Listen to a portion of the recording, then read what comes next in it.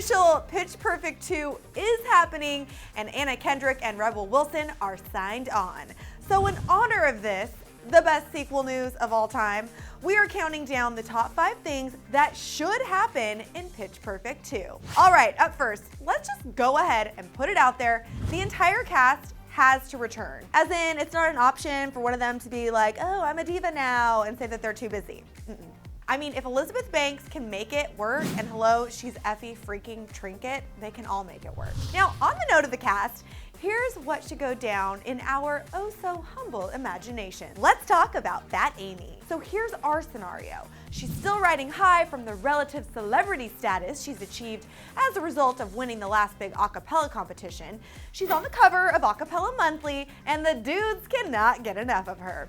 But she only has eyes for one hottie, and that's Benji. Yes, since we last saw this guy, he has gotten totally smoking hot.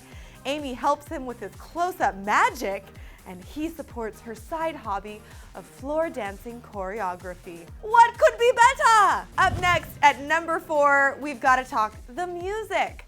Pitch Perfect had one of the most successful soundtracks of all time, and literally everyone loved it, and if you're saying you don't love it, it's okay, we know you're lying.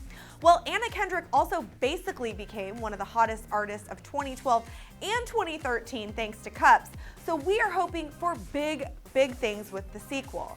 Here's a rundown of songs that we would love to hear in Pitch Perfect 2, especially in the next riff-off.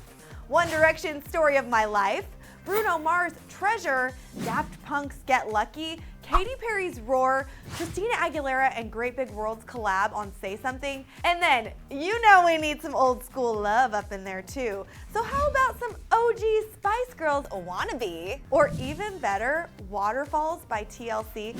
Basically, the options are endless here. Coming in at number 3 on things that should happen in Pitch Perfect 2 is the endless possibility for guest cameos and new characters. So first off, let's just put it out there and say that we would literally like to see Zac Efron pretty much do anything in this movie. Dance, sing, act, stand, smile, sleep, play with puppies, giggle, breathe. I mean, whatever, he would just be such a great fit. And in that same vein, other multi-talented celebs that we would love to see in the sequel include people like Nick Jonas or Anna Kendrick's new BFFs, Katy Perry and Beyonce.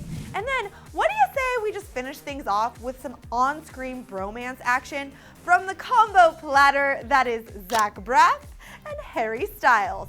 I mean, all of these people sing, so it completely makes sense that they would be featured in maybe one of the Enemy a cappella groups, or better yet, one of them can conjure up a love interest with one of our favorite Pitch Perfect peeps. What do you think? I mean, just imagine, just for fun guys, imagine Esther Dean and Beyonce singing together, or, and I hope you're all seated for this because it might just be too awesome, Rebel Wilson and Harry Styles in a scene together. Actually, the screen at the theater would probably explode, so never mind.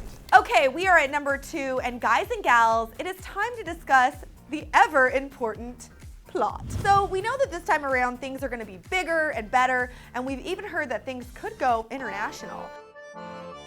But we think that this is what should really go down in the plot. So here's the thing. The Bard and Bellas and the Troublemakers will join forces to become a co-ed a cappella supergroup that will take on a new arch enemy at the massive competition that will go down in Hollywood.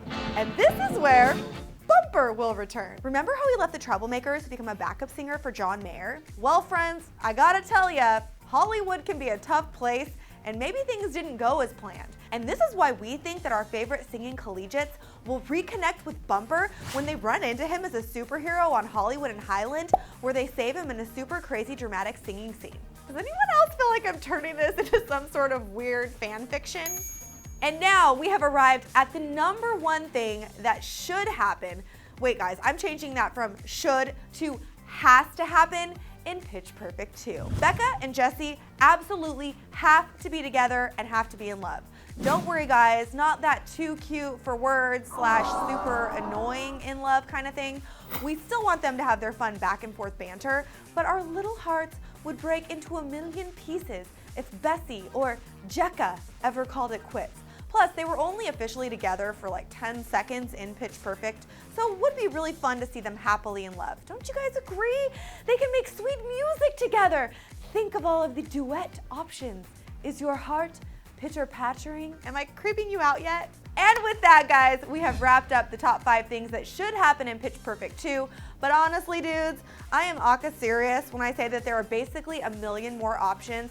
So hit the comment section right down here to join the conversation, and be sure to click right here, right over here, to go back in time and watch our interviews with Anna Kendrick and Skylar Astin from Pitch Perfect. Can you tell that I'm just way too excited about this sequel? Yeah, so it's time for me to go. Thanks for watching. I'm Joslyn Davis, and I'll see you next time.